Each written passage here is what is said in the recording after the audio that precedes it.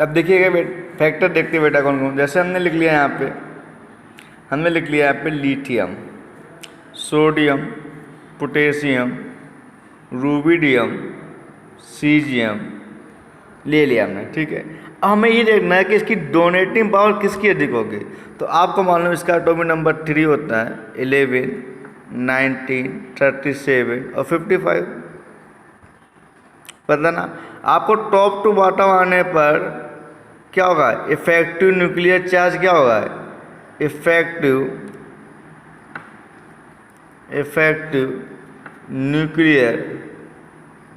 Nucleus charge क्या होगा, decrease के इंक्रीज, चार्ज डिक्रीज करेगा। तब इफेक्टिव न्यूक्लियर चार्ज डिक्रीज करेगा तो डोनेटिंग पावर क्या होगी, इंक्रीज करेगी, क्योंकि आपको मालूम है effective nuclear charge inversely proportional donating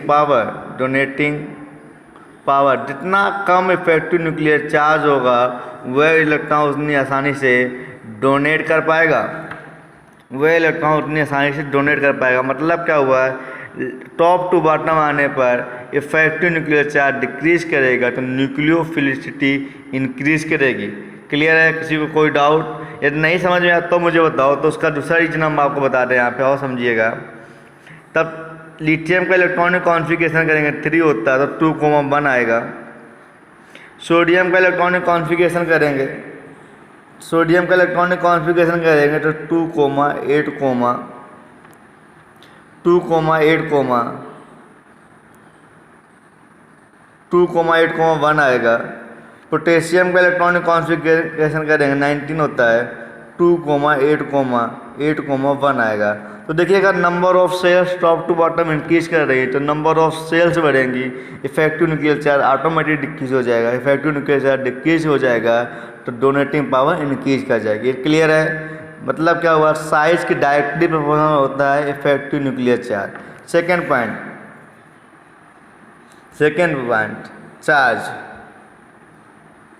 charge.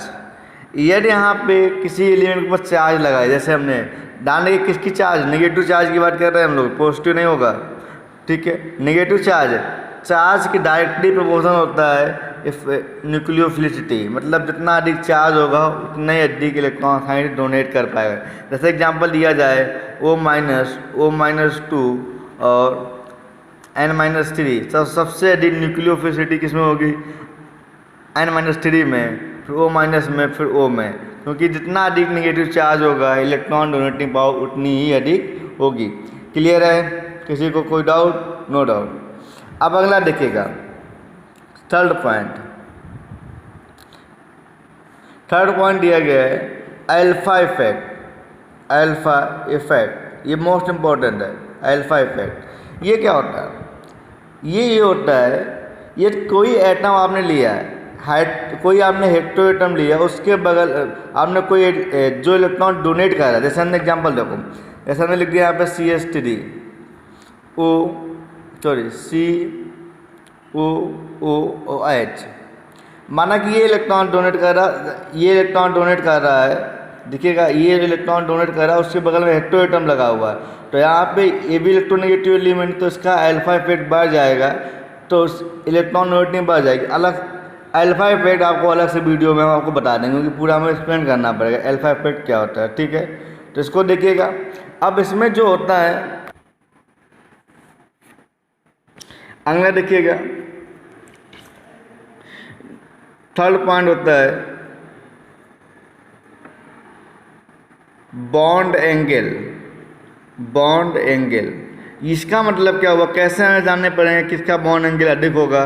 तो समझ लीजिएगा, जिसका bond angle inversely proportional nucleophilicity, मतलब क्या हुआ, देखिएगा इसको बहुत अच्छे समझना, बहुत इंपॉर्टेंट पॉइंट है बेटा। एडवांस में क्वेश्चन बहुत इसके आते हैं, जेईई एडवांस में क्वेश्चन बहुत आते हैं इसके। देखिएगा जैसे आपने लिखा SP, आपने लिखा SP2, SP3, अब यहाँ लिखिएगा परसेंटेज S करेक्टर, यहाँ लिखिएगा परसेंटेज P करेक्टर, और यहाँ लिखिएगा बॉन्ड एंगल, ठीक है। अब SP लिया तो उसका मतलब क्या, 50% आपका S करेक्टर है और 50% आपका पी करेक्टर है, लेकिन बॉन्ड एंगल कितना उतना 180। क्लियर है। दूसरा लिया sp2 लिया तो पी करेक्टर कितना होगा 67 के आसपास होगा और 33 आसपास ये होगा आपका पी करेक्टर, इसका बॉन्ड एंगल 120 होगा। अब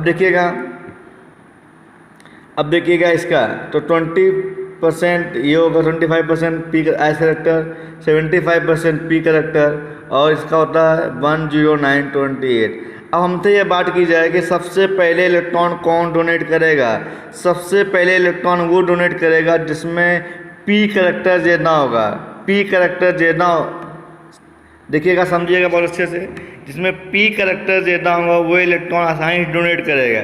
अब देखिएगा पी करेक्टर किस में ज़्यादा है, sp3 में, तो sp3 में पी करेक्टर कितना है 75%, तो बॉन्ड एंगल कितना हो गया है 10928 मिनट। मतलब क्या हुआ, बॉन्ड एंगल, यही हमने तैयार था, बॉन्ड एंगल के इन्वर्सली प्रोपोर्शनल होता है न्यूक्लियोफिलिसिटी।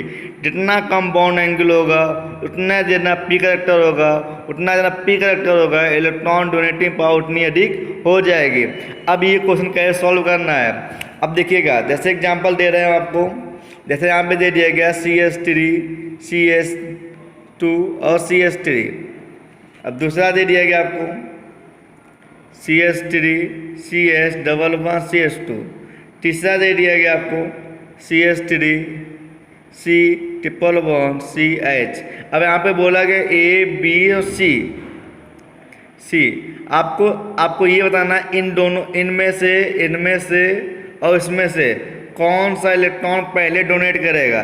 तो आपको पहले निकालना पड़ेगा यहाँ पे कौन सा हाइब्रिडाइजेशन है, यहाँ पे निकालेंगे तो यहाँ पे sp आ जाएगा, केमिकल बॉन्डिंग में सीखा आपने है। यहाँ पे निकालेंगे तो sp2 आ जाएगा और यहाँ पे निकालेंगे तो sp3 आ जाएगा। तो इसका मतलब इलेक्ट्रॉन पहले कौन डोनेट करेगा, इसका मतलब इलेक्ट्रॉन डोनेट करेगा पहले sp3 वाला, फिर sp2 वाला, फिर sp वाला। ये क्लियर है यहाँ तक। अब इसके बाद हम लोग सीखेंगे इसकी केमिकल रिएक्शन। तो ये दो प्रकार के केमिकल रिएक्शन रिप्रेजेंट करता है, जिसको बोलते हैं SN1 और SN1 केमिकल रिएक्शन और SN2 केमिकल रिएक्शन। बहुत इंपॉर्टेंट है बेटा ये SN1 SN2, ये JEE एडवांस में बहुत क्वेश्चन आते हैं इसके।